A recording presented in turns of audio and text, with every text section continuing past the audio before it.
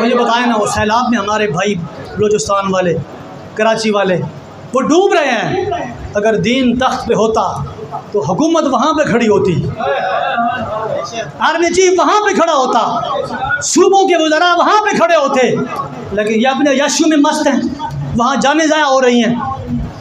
फारूक आज़म रज़ी अल्लाह ताला अन्हु, पता है ना, उनके बेटे अब्दुल्ला बिन उमर दुआ मांगते रहे, या अल्लाह मेरे बच्ची मुझे ख्वाब के अंदर दिखा। 1 साल के बाद दुआ कबूल हुई अब्दुल्ला बिन उमर की। तो देखा तो अपने वाले साहब फारूक आज़म यूँ पसीना साफ़ कर रहे हैं। तो पूछे अब्बा जी की बने हैं? तो फारूक आज़म फरमाने लगे अभी हिसाब दे के फारिग हुआ हूँ। और फरमाया अगर आज अल्लाह का फजल ना होता तो आज उमर ने नहीं बचना था। पूछा अब्बा जी क्यों? फरमाया कि मेरे दौर खिलाफत में एक पुल था और पुल में एक सुराख था, सुराख में बकरी का पाँव चला गया और उसकी टांग टूट गई।